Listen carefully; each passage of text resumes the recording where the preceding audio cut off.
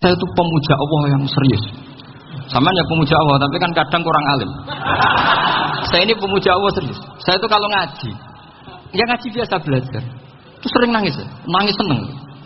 Misalnya saya baca tadi, Miftahul Jannah la ilaha illallah, kunci kok dikasihkan.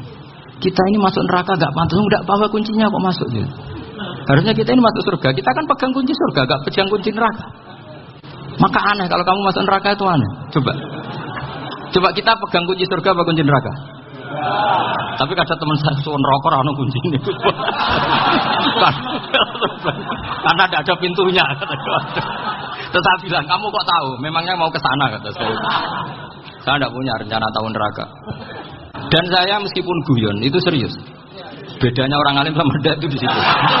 Kalau orang alim itu guyon itu masih benar, masih serius. Coba saya bacakan ayatnya. Ala inna awliya Allahi la khaufun alaihim wa lahum yahzanun. Terus lahumul busyra fil hayatid dunya fil akhirah. Artinya kalau mungkar nangkir dengan penampilan garang gitu, berarti ada ketakutan apa enggak? Ada. Padahal ciri utama walinya Allah tidak ada ketakutan. Makanya itu termasuk dalilnya Sayyid Muhammad. Tidak semua orang alami seperti itu. Karena wali-wali itu la khaufun alaihim wa lahum yahzanun. Wah anak kiai temu karena kerja buat tidur wedek.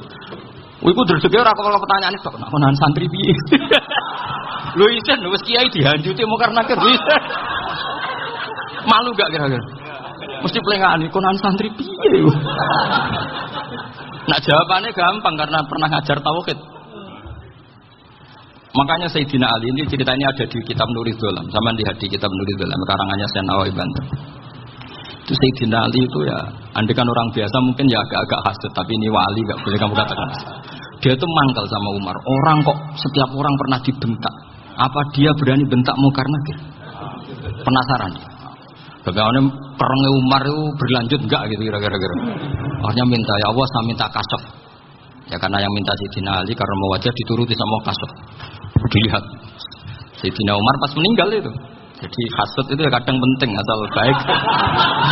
Loh betul bahasa Kanjeng Nabi kadang la hasada illa fisnaten. Itu Nabi bahasakan ya hasad. Gus Person aja yang nafsirkan ghobtoh itu kan gaya-gayanan sebagai ulama. Aslinya Nabi ngendikannya itu la hasada illa fisnaten. Ulama yang ganti itu namanya ghobtoh. Wong Nabi sendiri nyebut hasad kok kamu tafsiri ghobtoh. Ya hasad ya hasad. Udah ada usah ditawil-tawil pokoknya gitu. Kalau sama nggak percaya nggak apa-apa. Kok gitu aja kok repot. Karena sama nggak percaya kemungkinannya dua. Satu nggak ngerti. Dua sama-sama alim kan dari awal kalau sama-sama alim kan laisali alimin ayuqallida aliman akhor. Kita nggak perlu saling mengikuti. Ngapain hasud? Biasa aja. Akhirnya Sayyidina Ali kasar. Pas Umar bangun.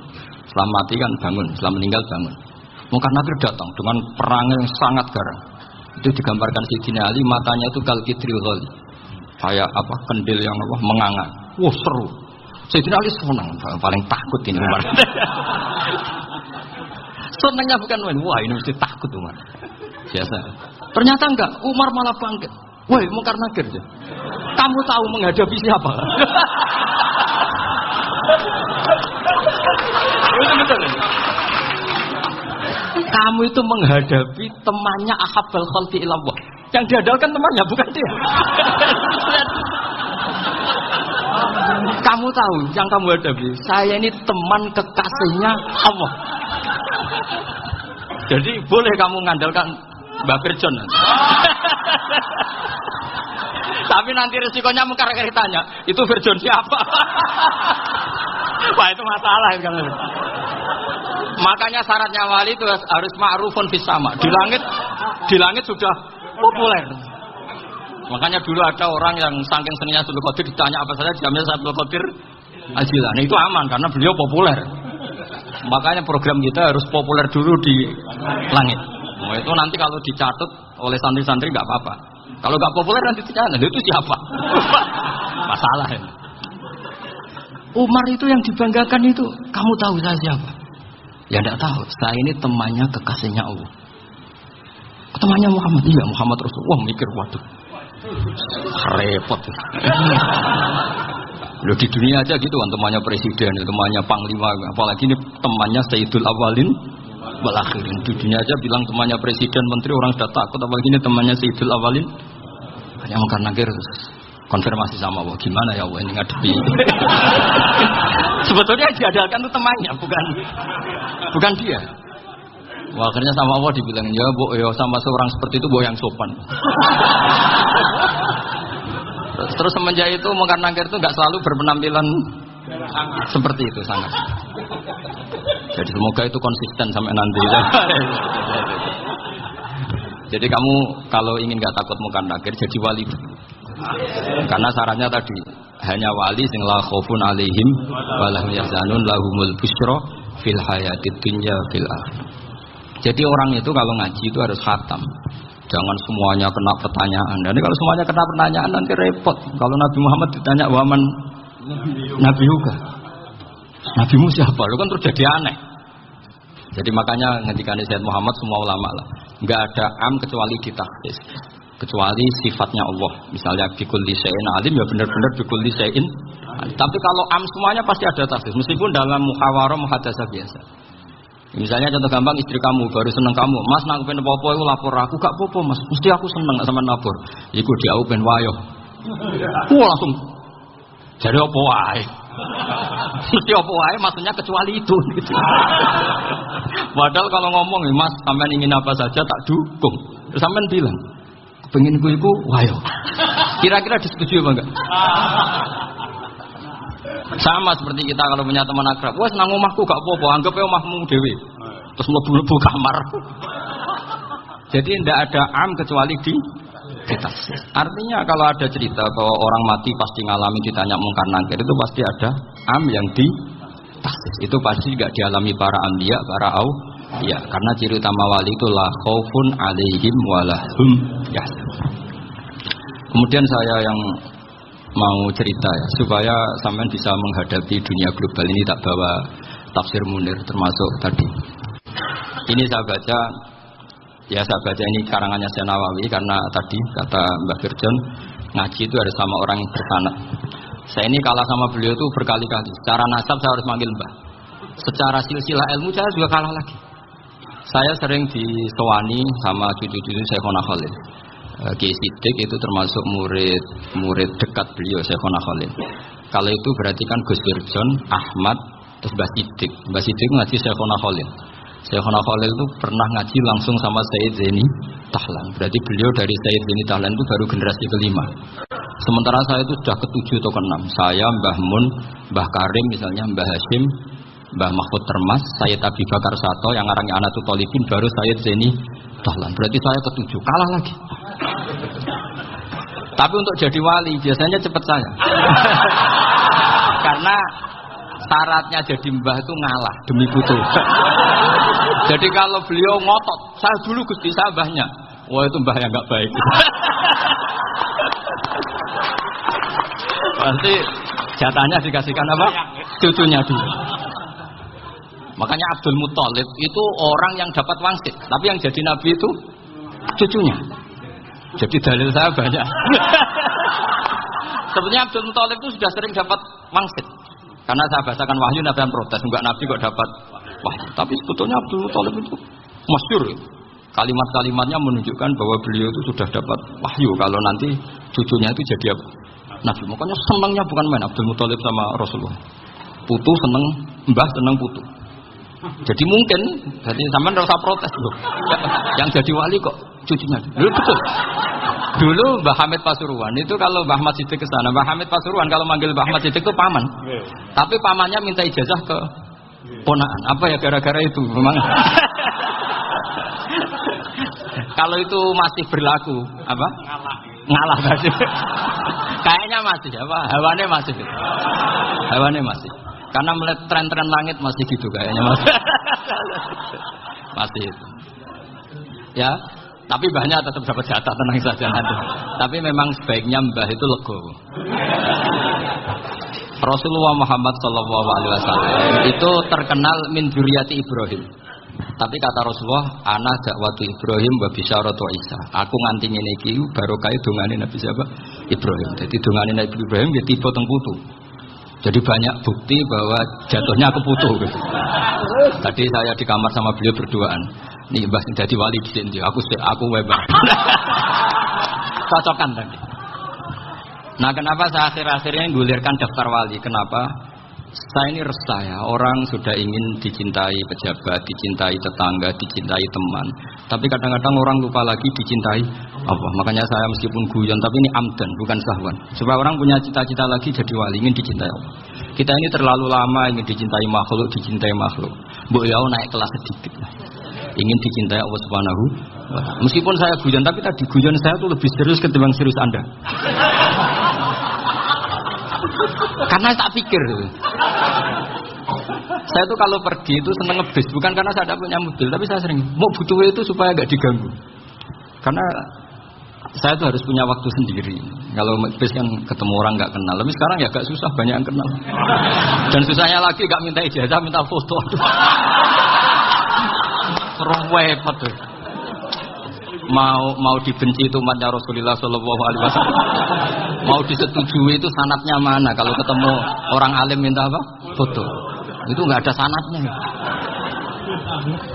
Nggak tahu saya itu mazhab dari mana itu. Ya mazhab milenial yang jelas itu kan. Ini tak baca ya biar dapat. Karena ini kenangan saya sama Mbak Ahmad Siddiq. Saya masih ingat betul beliau ngisi hallnya Mbak Abdullah bin Umar, berarti abahnya Mbak Hamid. Karena mbah saya itu Fatimah binti Khalid bin Umar. Kalau Mbah Hamid itu Hamid bin Abdullah bin Umar. Itu saya masih ingat betul zaman itu Mbah Hamid siap hall di Lasem itu rawuh dan saya derek mbah saya karena masih misanan datang ke Lasem. Itu beliau pas itu ngisi sama Mbah Mun. Mbah Mun masih muda, Ki Ahmad Siddiq sepuh senior. Itu beliau cerita bahwa dulu ketika Indonesia dijajah Jepang itu para kiai mimpi dibacakan ayat khulifatir rum fi adnal ardi wa hum min ba'di walabihim. Terus ada kiai yang tanya, takwilannya gimana? Ya nanti Jepang pulang bukan karena kita yang mengalahkan, tapi Jepang ada yang mengalahkan sendiri meskipun tidak kita. Kayak dulu Faris tidak dikalahkan Islam tapi dikalahkan Romawi, tapi yang senang umat Islam. Wa yauma idzi yafrahul mu'min. Itu luar biasa ulama-ulama kita. Delalah kejadiannya Indonesia seperti itu. Yaitu kita tidak mengalahkan Jepang, tapi Jepang pulang sendiri karena dikalahkan apa? Sekutu. Ya ini saya baca. Ini tidak usah dicek bacanya benar apa enggak. Sudah aman, apa? Aman. Karena kalau saya salah itu ya sengaja. Artinya ya sengaja. Ya biasa maksudnya. Saya kemarin ngisi di Pondok Peloso, di Pondok Al Munawir juga. Salah itu ada dua. Ada salah memang benar-benar salah. Itu nggak apa-apa, bisa dimakfu. Karena mesti sange wong goblok salah yang terus. Ada salah bawaan ilmu, itu repot tuh dan ini. Karena misalnya kita yang biasa belajar qiraat safah wayah sibuhu, mesti diulang lagi wayah sabuhu. Karena qiraatnya Imam Asim itu hasibah yah sabu bi fathis sin. Sementara kita kalau ngaji kitab kulino yah sibuhu. Sehingga kita yang biasa belajar safah itu kalau baca kitab itu kayak orang bingung. Kadang-kadang yang ngaji juga bingung. Gus Pak mau cek bulan pilih. Ya tepat-tepatan. Ada yang mengatakan Gus Pak bingung, ada yang mengatakan Gus Pak alim alamah. Ya tepat-tepatan nasib. Karena memang ya safah memang seperti itu. Misalnya kufuan itu Imam Asim baca kufuan. Tapi beliau punya murid namanya Syu'bah. Itu kalau baca kuf'an. Makanya kita itu, ini kan khataman Quran ya, jadi saya menyinggung sedikit tentang qiraat safah. Tadi beliau juga sudah tak kasih kitab Sahihun Ali dan Mushaf. Sama tak ajari latihan safah. Memang angel ya. Makanya yang nggak bisa itu wong pinter. Sudah tahu angel ya nggak usah diteruskan kan. Orang menghindari barang angel itu pinter apa goblok? Pinter. Berarti wong goblok pinter. Saya tuh makanya sama orang goblok tuh respect. Jadi orang alim tuh angel apa gampang? Angel. Menghindari barang angel pinter apa goblok? Loh, orang menghindari barang angel pinter apa goblok? Pinter. Berarti wong goblok pinter. Jadi saya sama orang-orang goblok itu respect. Sudah tahu jadi orang alim angel ya barang angel ya harus dihindari. Makanya saya ini insya Allah umatnya Nabi yang termasuk yang terbaik. Amin. Karena mencintai umatnya Nabi termasuk yang goblok. Itu tidak gampang itu. Karena tadi sudah tahu ya. Seperti itu loh orang naik panjat pinang. Itu yang naik karena ingin hadiah. Yang nonton sudah tahu wah licin kok dinaikin mau keplodok. Tapi orang sepakat yang nonton juga pinter karena sudah tahu ribet kok. Tuku yang pasar kena lah apa mana. Sama juga gitu. Ngalim tafsir angel, ngalim fikih angel. Tapi karek ngaji ngerekam kan gampang. Itu pinter apa goblok? Pinter. Iya. Makanya kula niku mbok burohno ngono tok. Saya tadi dinasihati Mbak Firjon, muga-muga hati saya selamat. Saya itu meskipun kata orang banyak, muhibbin saya banyak, tapi saya insya Allah tidak riya. Saya itu pakai kitab namanya Tasbidul Fuad, itu karangannya Said Abdul Al-Haddad. Ketika beliau punya muhibbin banyak ditanya, bagaimana ya Habib Anda menjaga hati Anda? Jamnya Said Abdul Al-Haddad itu nih, innama azzamu Allah. Mereka itu sebenarnya menghormati Allah, cuma butuh sarana, dan itu saya. Jadi saya tahu sampean semua itu mencintai Quran, mencintai sunnah Rasul, mencintai hadis-hadis Rasul. Cuma sampean kan karena nggak paham, terus manfaatkan saya. Jadi sebenarnya saya ini korban. Korban. Jadi saya mau riak gimana? Korban kok ngomong. Bangganya di mana tuh? Coba sampean misalnya ngaji tafsir, belajar sendiri kan susah. Terkitnya susah, maknanya susah, bahkan beli kitabnya kadang tidak kuat. Untuk jadi alim tafsir itu kan harus beli kitab. Saya sering belajar kitab itu jutaan.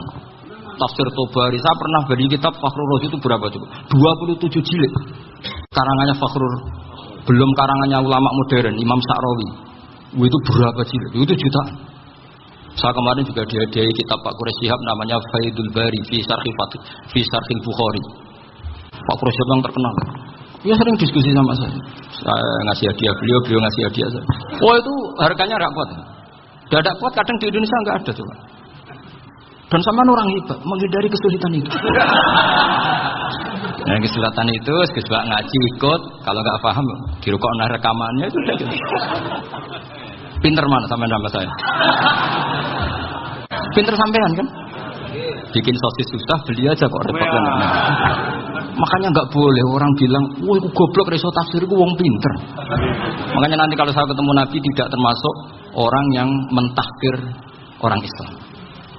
Kafabil mari isman ayah kira akhahul muslim. Jadi cukup orang itu dosa kalau menyepelekan orang Islam. Termasuk darani sampean goblok itu dosa. Caranya nggak darani goblok ya tadi di logika tadi. Alim itu angel. Nggih dari angel itu pinter. Berarti wong bodoh. Pinter ya sudah gitu. Tapi tetap bodoh. Tapi ini satu cara untuk saya respect gitu. Coba orang yang ngaji tafsir saya banyak, mungkin ribuan. Itu sebetulnya mencintai Quran. Karena Quran adalah kitab suci yang panduannya umat Islam. Sangat mencintai Quran. Terus kemudian mereka nggak paham. Terus mencari orang yang memahamkan. Burohno lah cara jawabannya ini. Terus keren saya itu di mana coba? Lah terus mereka kurang ajarnya gini, kalau paham itu yang alhamdulillah paham. Kowe nak ngaji Gus Bae ngono tok. Tapi nek ora paham, ora jalan akal ya. Mari Gus Bae nerangno cepet mulane gak paham. Ora kok nyalano teke sing lelet tuh. Itu kan Masya Allah, naudzubillah nanti. Sebetulnya tingkat kurang ajarnya tinggi sebenarnya. Jadi kalau nggak paham itu kadang nggak nyalahno uteke. Kayak mau misalnya, mau mari mikir aja jelas. Padahal misalnya jelas orang mesti paham, berdoa. Paham? Jadi kata Said Abdul Haddad, innama azzamu Allah. Sebenarnya mereka itu sangat menghormati Allah. Makanya kita nggak perlu mengatakan wasilah itu kafir, nggak akan. Karena orang tawasul sama Rasulullah itu ingin dapat ridhonya Allah lewat orang yang dicintai Allah. Kita mencintai wali sebenarnya, wah itu kekasih Allah. Kita mencintai itu karena mencintai Allah. Sama seperti gini. Kamu mencintai kangkung apa enggak? Sebenarnya sama sekali enggak. Tapi kamu ingin sehat, ada asupan gizi. Kamu ingin tubuh kamu sehat, butuh asupan gizi. Kemudian kamu makan kangkung. Apa terus kamu cinta kangkung kan enggak? Cinta kesehatan kamu sama. Orang yang mencintai saya ingin kepuasan rohani. Saya kan termasuk kiai yang torekonya gampang. Ini swarga kan akhirnya penggemarnya banyak. Coba kalau kamu neraka. Jadi sebetulnya Anda mencintai kepuasan Anda sendiri. Nah, saya ini korban. Makanya untuk masuk surga cepat saya. Korban itu cepat. Da'watul mazlum la turaddu gitu. Laisa bainahu wa bainallah hijab. Jadi saya kalau dongo langsung seret langit. Karena mazlum. Saya sinau tafsir itu Mbak Saman bayangkan ada tafsir itu sudah 27 jilid. Sing ngarang Fakhrur Razi itu buletnya bukan main. Karena dia ahli Safat. Bulatnya Masya Allah. Sudah gitu sinau Jalalain kadang dikomen oleh Sawi. Sudah kita percaya Jalalain boleh dibully Sawi. Percaya Sawi dikandani, "Oh iku Maliki rasa ribet." Sudah gitu sinau Qurtubi, sinau tafsir Tabari itu susahnya. Belinya susah, belajarnya susah. Padahal saya punya keluarga, punya istri, punya anak. Bayangkan kalau istri saya rewel kayak istri sampean. Wah itu. Tapi alhamdulillah enggak. Sama sekali enggak. Allah sudah milihkan, wah ini bahaya kalau punya istri rewel. Imam Sibawai itu kitabnya banyak, tapi yang terbukukan hanya kitab Sibawai. Karena beliau kalau sudah belajar lupa istri. Hanya pas beliau di pasar, kitabnya dibakar semua sama istrinya. Karena dianggap saingannya. Ternyata yang dicerai tidak kitabnya, malah istrinya. Itu Imam siapa?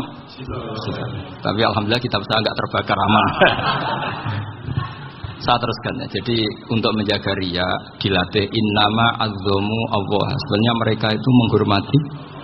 Sehingga wasail-wasail itu sebenarnya nggak pernah jadi subjek pelaku utama enggak. Tetap Allah. Sebab itu kata Sayyid Muhammad, kamu kok mengatakan wasilah itu kafir itu gimana? Ketika innallaha qad ba'atsa lakum taluta malika. Talut itu ya manusia. PD-nya itu apa? Inna ayata mulkihi ayyatiyakumut tabut fihi sakinatum mir rabbikum wa baqiyatum mimma taraka alu Musa wa alu Haruna tahmiluhul malaika. Jadi beliau PD itu kalau bawa sunduk semacam peti sakti, sing di situ ada baqiyatum mimma taraka alu Musa wa alu Haruna tahmiluhul malaika. Ya kayak semacam jimat. Tapi saya bukan mensyariatkan jimat enggak, karena nanti banyak penjual yang pembohong juga gitu loh. Cuma cerita, kamu tidak usah mengatakan kafir. Dulu Talut PD-nya kalau bawa sunduk semacam peti kesaktian yang di situ ada baqiyatum mimma taraka alu Musa wa alu Haruna tahmiluhul malaika. Sehingga Khalid bin Walid meskipun beliau sahabat dan menyaksikan wajah Rasulullah sallallahu alaihi wasallam, itu bawa sya'aratun min sya'aratihi Rasulullah sallallahu alaihi wasallam, bawa rambutnya Nabi. Perang kemana-mana itu diletakkan di pecinya. Nanti sama tanya lagi, masa pakai peci Khalid bin Walid ini? Wah panjang itu, sampai itu repot. Sampai tak warai ngaji usul fikih. Usul fikih itu kalau ngaji itu ada istilah tangkihul manat. Ini wilayah yang kita bisa berdebat sama Mbah Firdan. Dulu itu musuh saya karena saya makili Anwar, beliau makili Peloso. Tapi tahu-tahu kalah tua terus saya mengundurkan diri. Di fikih itu ada istilah, ada tangkihul manat, ada tahqiqul manat, ada tangkihul manat. Tangkih itu kira-kira gini, lafadz hadis itu dibuang sekian untuk tahu bahwa itu madarul hukmi. Misalnya gini, tak beri contoh paling gampang. Sama harus paham, kalau nggak paham nggak pinter-pinter. Ja'a a'rabiyun ila Rasulillah sallallahu alaihi wasallam. Ya karena ini menghormati Mbah Ahmad Siddiq, dia orang alim, jadi ngaji ini tetap ada suasana alim. Ya harus ada suasana alim. Enggak perlu jadi orang alim tadi, susah. Sudah ngindari susah itu pintar. Sudah itu aja. Jadi orang alim susah, ngindari barang susah pintar. Berarti orang tidak alim pintar. Nah, meskipun tetap sudah kita itu pegangi sampai mati nanti. Loh, jadi orang alim itu repot. Itu kata Imam Ghazali, kalau orang alim kalau masuk surga itu sama Allah nggak boleh. Kamu nggak boleh langsung masuk surga. Coba cari umat kamu, syafaati dulu. Dan saya takut nyari sampean tidak bisa kembali. Saya tidak punya rencana itu. Pokoknya mau masuk. Boleh sampean kuajuan, ajuan balik raroh dewi, wah repot nanti. Berat jadi orang alim itu berat. Ya saya teruskan ya. Ada tangkihul manat. Ja'a a'rabiyun ila Rasulillah sallallahu alaihi wasallam. Faqala ahlaktu wa ma ahlakaka qal waqa'tu imraati fi nahari Ramadan. Ya saya ini rusak ya Rasulullah. Kenapa? Karena saya menjima istri saya fi nahari Ramadan. Kata Nabi, kamu harus bayar kafarah. Napa Nabi kafarah? Puasa 2 bulan. Wong baru 1 hari aja terjadi gitu kok disuruh puasa 2 bulan. Ya tidak kuat ya Rasulullah. Baru berapa hari saya puasa aja kecelakaan seperti itu. Apalagi kalau sampai 2 bulan. Tidak ya Rasulullah. Ya sudah kalau gitu kamu pertama ngasih makan apa? Itku rokobah kan pertama merdekakan budak. Tapi kan sekarang nggak ada budak makanya. Terus sekarang langsung puasa. Wah ini nggak bisa semua. Ya sudah ngasih makan orang 60. Kasihkan siapa ya Rasul? Ya orang fakir. Saya ini paling fakir.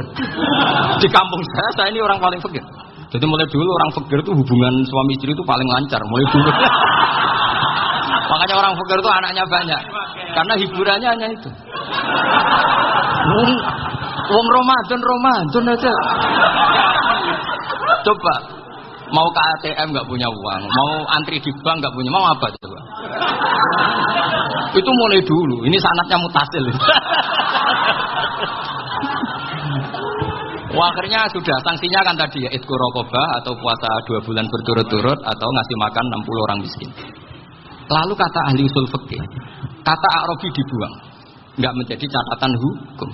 Orang kota pun kalau melakukan itu juga kena sanksi yang sama. Imro'atau juga dibuang. Andai kan itu dilakukan untuk amatnya juga ketentuannya sama. Nah sekarang perdebatan antara Imam Syafi'i dan Imam Malik begini. Sekarang pertanyaan gini, jima istri itu hukumnya boleh apa haram? Boleh kan? Lalu kalau ada orang tanpa udzur kemudian makan siang-siang, cara Imam Malik hukumnya sama, harus kena sanksi yang sama. Karena sama-sama hadku hurmati Ramadan bi ghairi udzrin syar'iyyin. Sama-sama merusak hukum Ramadan tanpa udzur syar'. Lu jima itu tidak zina. Kan hukumnya jaiz. Nah, sekarang makan hukumnya jaiz, harusnya juga kena ketentuan yang sama. Cara pikirannya Imam Malik. Nah, alhamdulillah Imam Syafi'i gak setuju. Wah, cara setuju repot. Bahkan orang-orang Syafi'i sudah punya khilaf, kalau gitu minum dulu. Iya, biar iftarnya pakai minum. Setelah minum baru jima kan. Ini sudah menyiapkan khilafnya. Ini khas Syafi'i ini, bongsong rekayasa hukum. Nanti bisa belajar jauh cara ngakali hukum. Makanya guyonan yang masyhur Gus Dur itu gitu. Ada seorang kiai atau Gus lah, dia punya salah, namanya manusia kan punya salah, entah cangkruk entah apa, pokoknya punya salah. Ada wartawan yang ngiranya semua kiai itu orang suci, sehingga tanya sama Gus Dur, Gus itu ada kiai kok, ya pokoknya salah lah. Tapi jangan bayangkan dosa besar, enggak, kecil-kecil aja. Itu gimana itu? Padahal kiai kan orang suci. Jawabnya Gus Dur itu, ya justru yang boleh salah itu para kiai. Kalau kamu nggak boleh. Loh, kok bisa Gus? Karena mereka tahu caranya tobat. Kalau kamu nggak tahu caranya, sama pelanggaran hukum itu ya harus pakar-pakar hukum. Itu yang tahu caranya rekayasa. Kalau kamu ya kena pasal kan ya. Jadi kamu jangan niru saya. Saya ini punya sekian cara untuk pembeli. Nah, itu namanya khilaf. Makanya kata Sayyid Muhammad, kamu tidak usah anti khilaf. Karena Abu Hanifah itu membolehkan khilaf. Kita full khilaf. Yang penting kamu soleh dulu. Setelah soleh nanti Allah maklumi. Soleh dulu, syaratnya soleh dulu. Kalau tidak soleh jangan. Contohnya gini, ada orang mau puasa lemes sekali, mau makan.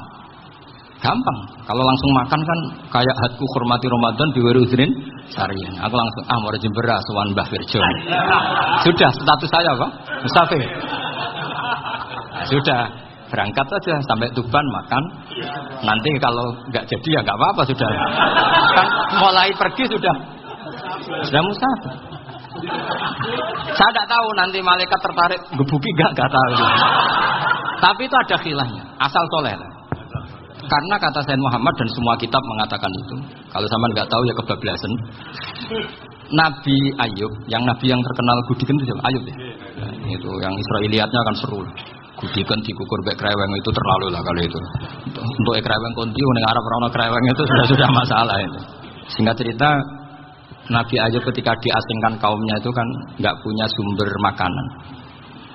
Lah orang lelaki itu mulai dulu egois. Istrinya Nabi Ayub itu cantik sekali. Udah cantik, rambutnya bagus. Makanya kamu nggak usah tanya kenapa istrinya kayak banyak yang cantik. Ya, nah warasatul anbiya nggak boleh gitu. Kalau nggak cantik ya warasatul anbiya dari segi balak. Istrinya Nabi itu semuanya cantik. Nggak usah tanya sebabnya apa, pokoknya gitu, semuanya cantik. Singkat cerita, beberapa kali istrinya Nabi Ayub itu kerja demi bisa nafkahi Nabi siapa. Suatu saat itu tidak ada pekerjaan yang cukup untuk beli roti. Satu-satunya peluang dapat rezeki itu putrinya raja itu rambutnya berondoli. Terus ada sayembara siapa yang rambutnya bagus mau dibeli. Sampai rambutnya istrinya Nabi Ayub itu dijual. Nabi Ayub tersinggung karena itu mengurangi kecantikan. Jadi lelaki mulai dulu gitu. Udah nggak urun kalau istrinya nggak cantik itu komplain. Itu khasnya lelaki. Jadi kalau kamu gitu ada sanadnya juga, tenang saja ya. Komplain ya pegawai itu. Saking mangkelnya Nabi Ayub terus ngendikan la adriban naki mi'ata sautin. Kamu akan saya pukuli dengan mi'ata sautin atau dengan 100 jambuan. atau mi'ata diktin atau mi'ata apalah sesuai konteks zaman itu. Engko nak muni pecut tuku konting kok ribet lagi. Singkat cerita akhirnya ketahuan bahwa istrinya menjual itu demi Nabi Ayub. Allah nggak ridho kalau kekasihnya yaitu istrinya Nabi Ayub wis perjuangan kayak gitu malah kena hukuman. Tapi Allah juga nggak ingin kekasihnya yang bernama Ayub melanggar sumpah. Padahal beliau sudah sumpah, wallahi demi Allah nanti tak pukul dengan 100 kali. 100 kali dengan lidi lah misalnya, contoh yang gampang itu lidi. Akhirnya sama Allah dikasih satu solusi. Wa khud biyadika dhihsan fadrib bihi wala tahnas. Ya sudah, lidi itu ikat jumlahnya 100. Terus pukul sekali saja. Anggap saja sudah 100. Iku pangeran sing wari ngakali ngono iku pangeran. Tapi syaratnya soleh. Syaratnya soleh. Jadi kalau kamu anti khilaf berarti anti ajarannya Allah di ayat itu. Wa khud biyadika dhihsan fadrib bihi wala tahnas. Itu dulu ada, ini cerita di Ithaf. Ini cerita terakhir, ini sudah, sama jangan tambah sudah. Terus pengumuman tadi, yang nggak pernah sepuh ngutang saya itu haram tadi. Karena tadi saya punya kewajiban di rumah yang bisa menggugurkan ya kewajiban yang lebih besar. Lebih besar itu ya tadi, bisa pernah guru, pernah sepuh. Yang jelas nggak umur. Umur sampean menangkap itu, tua-tua repot itu. Ada raja itu ganteng kaya, senengannya nikah perawan cantik. Oh, itu semua kampung mesti kenal. Mungkin digilir atau gimana pokoknya. Suatu saat ada pemuda suka sama perempuan yang di kampungnya, cantik sekali. Kemudian pemuda ini ternyata pekerja di kerajaan itu. Tiap hari ditanya, wah itu yang di kampung yang cantik siapa? Mau saya nikahin gini. Wah bahaya ini saingannya raja. Jadi yang dibidik pemuda tadi itu saingannya. Si raja ini orang yang namanya raja kan gengsinya tinggi. Kaifatang kihuha wa qad ra'aitu qad qabbalaha rajulun. Kok mbok nikah piye? Saya tuh pernah melihat dicium lelaki. Wah, gak mau. Gak gelem kadang ditambung kan wa qad qabbalaha rajulun. Saya pernah melihat sendiri qabbalaha rajulun, dicium oleh lelaki. Wah, sudah gak minat raja langsung gak keren. Suatu saat pemuda tadi nikahi perempuan itu. Rajanya marah-marah. Kamu lelaki gak punya harga diri gini. Gak punya selera, gak punya harga diri. Sudah pernah dicium orang kok tetap dinikah. Bilang ke raja, takrif manir rajul, lelaki itu siapa? Abuha. Kamu tahu lelaki itu siapa? Sopo? Abuha. Bapaknya. Saya kan hanya bilang rajulun. Pernah dicium lelaki. Lah pikirannya raja lelaki kue-kue ngene iki. Tapi butuh canom mau rojo ben gak cido itu aja tuh. Baru kayak digulirkan gitu wakot kebalah rojulun. Wah nggak mau. Setelah itu satu saat pegawainya tadi nih kayak perempuan. Kamu nggak punya harga diri gini. Kamu tahu mandir rojul? Pak Abu. Wah nak ngono aku gak popo. Lah monggo sakniki wis bojo kula. Ora trimo diambung wis macam-macam.